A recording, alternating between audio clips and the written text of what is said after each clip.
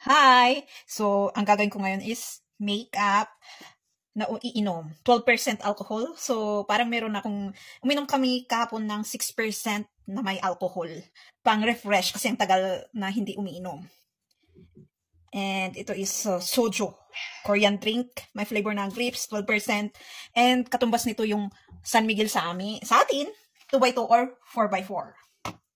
So, more than 1 cup to. Wala akong juice or etc. Ito lang. Tapos hindi ako kumain. Chocolate lang. And may sasabihin din kasi ako, habang nagme-makeup, alam mo na, tutuloy ko din pa rin yung messages. Sisimulan ko siya. Kahit di ko na kailangan ng primer dito sa chimilan na to. Ayan. Ilalagay ko na rin dyan sa yellow basket. Maglalagay ako ng yellow basket. Kahit itong si soju na to. Tapos yung mga eyeshadows, so maglalagay ako. Mga brush at kung anong ilalagay ko pa. Ayan.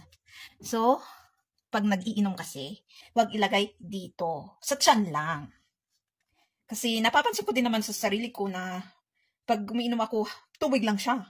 Pero, syempre may mararamdaman kang hilo. Pero totoo yung sabi nila mostly na alam actually ng isang tao kung lasing siya or hindi. Yung, meron talagang lang, hindi niya kaya na, hindi na niya alam ginagawa niya pag lasing. So, actually, pwede pa rin naman nating ituloy yung bars na yan. Pero ang napansin ko din, kung hindi maayos ang bar, basta inuman lang siya, yun yung prone na magkakaroon ng away. Pero yung alam mo yung maayos, maaliwalas, from decorations, pati CR, malinis, magkakaroon ng sa being natin na, I have to look at myself. Ang ganda ng lugar. I have to be mature na hindi ako gagawa ng ganito. Parang yung gulo, di ba? So, depende rin minsan sa setup. Kaya, may-makeup tayo. Ay, wait! Nakalimutan ko. Hindi ko pa naman sinimulan eh. Dapat uminom muna ako. Buo nito. Ayaw ko pa naman lasa nito. Pati yung 2x2 or 4x4. Promise. Kaya pag sa Red Horse, okay lang siguro yun. Sa Big Light or etc. O ayan. Parang dalawang inuman na nito. Baka mahulog. Meron pa akong cuts.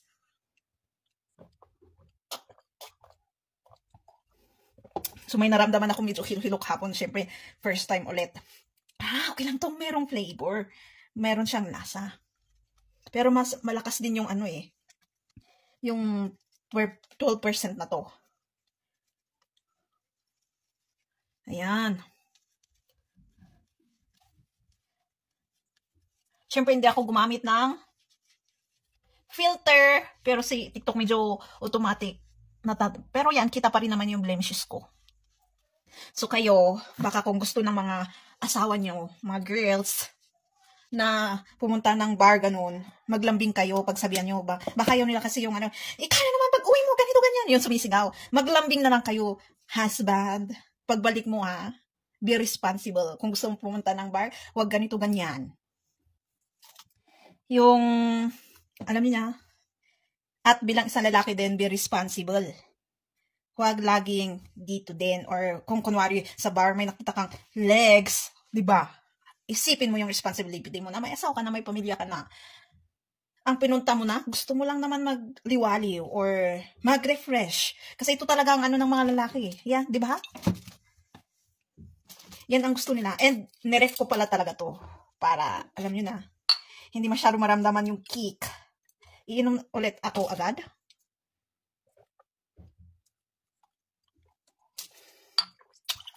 Gulas na.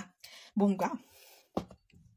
Dati pag umiinom ako nito, kahit kunti na, may nararamdaman akong kick. Ngayon parang, walay lang. Kahit kapon, may kunti akong naramdaman na hilo is, nawala din siya agad. Weird. Nawi-weirduan ako. So parang nagising, masaro akong nagising. Baka yun yung feeling na, alam niyo yung in-offer ni, yung lumabas na alak sa jar. Hindi ginawa kasi ewan ko ba, ginawa ba yun or kwan? Basta, prinay ni Jesus Christ na yung alak na is maging kasiyahan ng tao. Di ba ang lasa is masarap? Yung explanation sa Bible. At maganda sa pakiramdam. Well, parang yun ata. Yun ang feeling ngayon. So, yan. Ano ba next? Ice na lang muna. So, ice. Ito-try kung ano, malapit na 3 minutes na lang. I-ano ang 10 minutes. So, ayan, mga girls. Pagsabihan niyo yung ano, mga asawa niyo, medyo maglambing kayo. Gagawin ko dark makeup, yung loud. Pero simple lang. Parang naramdaman ko lang talaga sa tiyan ko na mainit. Wala lang. Uy, last ko na to. Ayan. Wala na yung alak.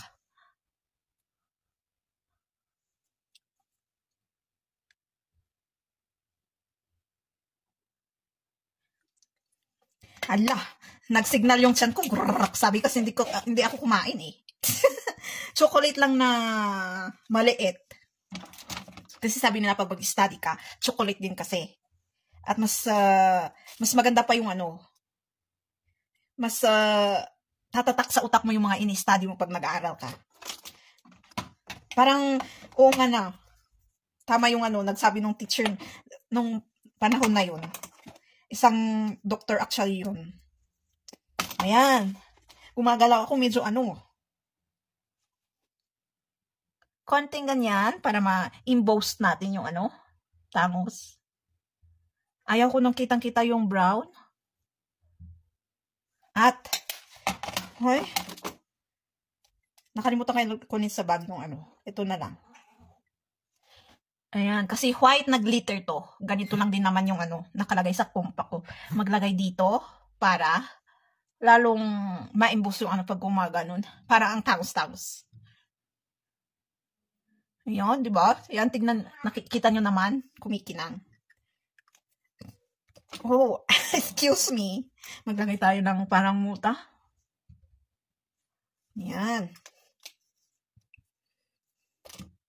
And, wala kasi ako ng very thin para maglagay dito.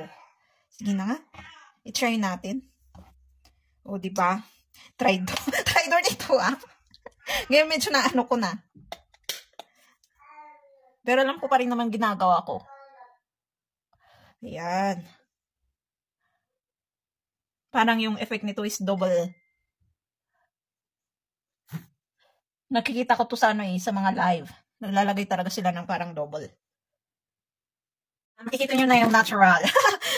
Sa mismong camera ng aking phone yung ginamit ko na lang kaysa sa kay TikTok. Ayan. Natural na itsura ko. And pag gumagalaw ako, talagang gumagano na yung ano ko. Pero alam ko pa rin naman ginagawa ko. So pag Muslim, pag nalalasing ako kung marami akong naiinom is, mas gusto kong matulog. Hindi ako yung taong madaldal. Hindi ako yung taong madaldal pag nalalasing at yung nag-English. Ayan. Ayan. Naman ko. Gumagano talaga. So ayan. Wait, saan yung ba? Binubuksan ko. Yan, hindi ko mabuksan. O, yan pala. So, gagamitin ko yung lipstick. Ano kaya dito? Yung loud na lang. Itong dark, medyo dark. So, maganda rin yung tulog ko mamaya. Mas lalong maganda. Sabihin mo na. So, maglagay ako ng konting balm. Parang simple lang naman lang ang gagawin kong makeup. So, yung gagamitin ko ng blush din is yung eyeshadow at yung itong pinkish. So, yan. Tuloy natin. Pinkish. Parang pinkish orange siya. Ay, napadami. Baka kailangan yung maglambing para ano. Or, minsan, okay lang payagan. Basta, iparemind sa mga husband nyo or partner nyo yung responsibility nila. Lagyan ko dito, parang drunken. Responsibility nila sa ano nila. Alam nyo na. So, ito yung part niya. Ismatch ko na lang sa, ano, kamay ko. So, ayan. Hala, talagang, ito yung isa sa ano. Nararamdaman ko na yung effect niya.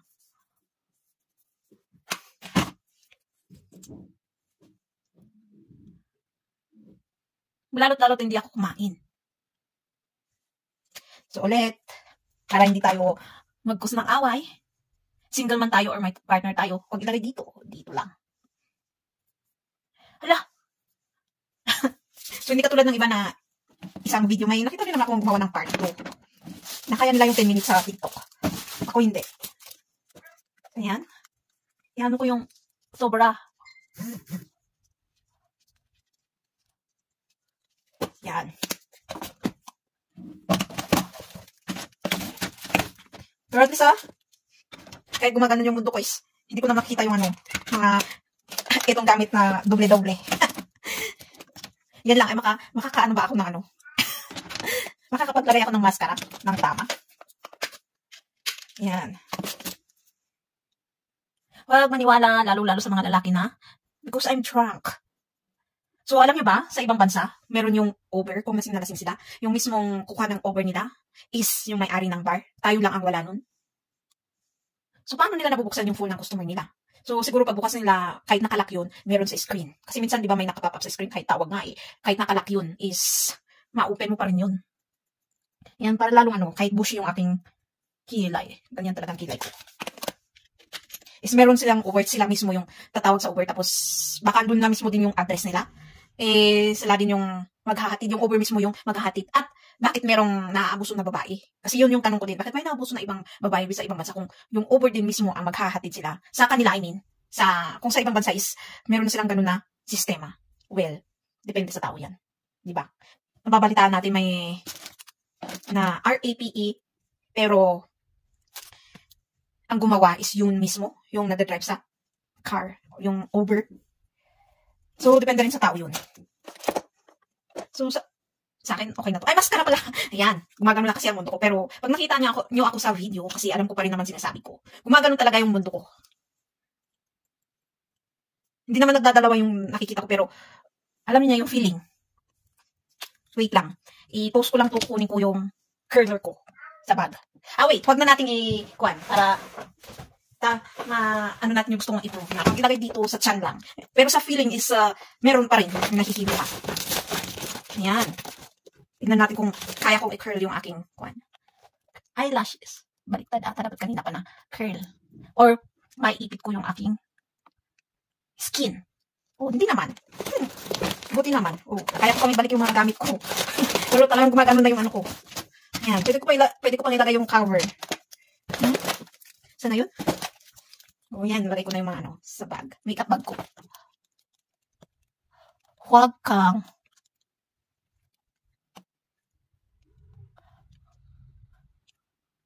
yan. Saan yung salamin? Ay! Hindi ko nakita. Ayan, tuloy.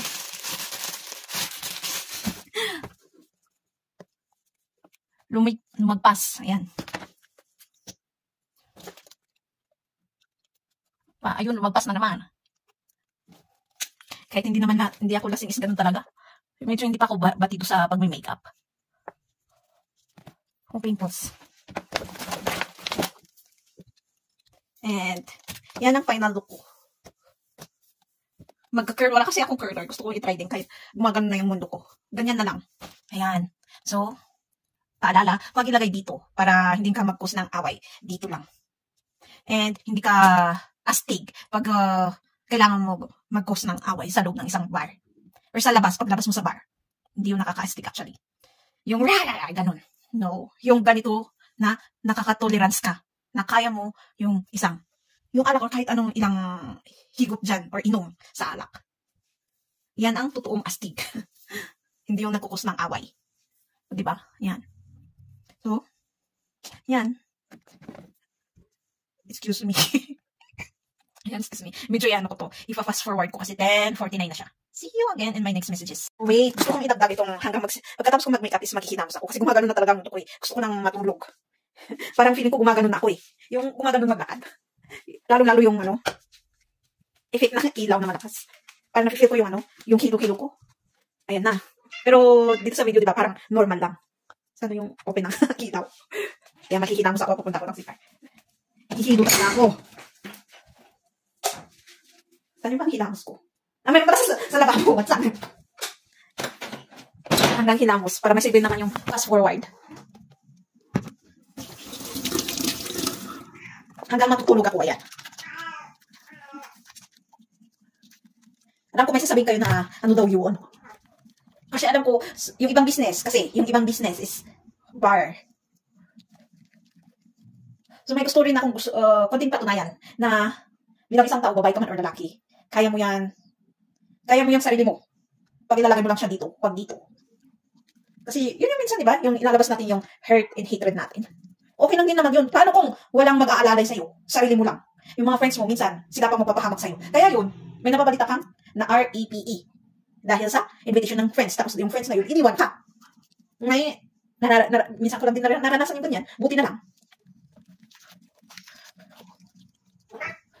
Kailangan mo lang din gamitin ito minsan. Be wise. Nasasabi nila.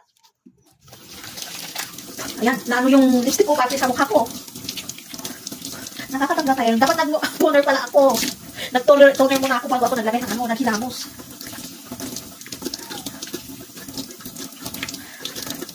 For sure, pag-isip ko bukas isa late na late, i-update ko kayo. Sama ko din dito sa part 2.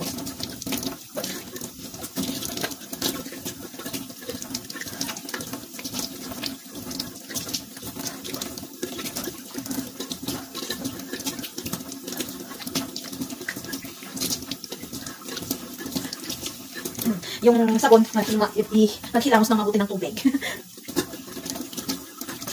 Post din ng quick sila, yung hindi maghilamos ng mabuti. Pag yung hindi hilamos ng mabuti yung sabon.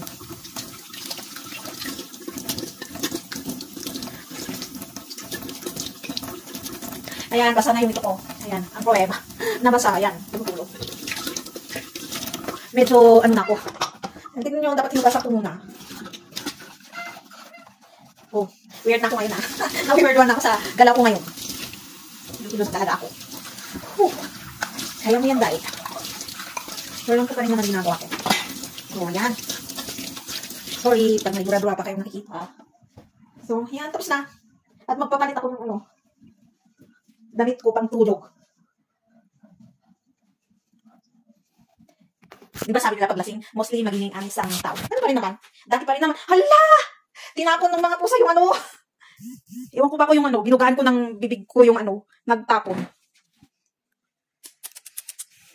Nalasing ata, ala. Kasalanan ko tuloy. Yung cellphone ko, yung charger ko, ayan iayos ko lang to, di magpapalit ako, matutulog na ako.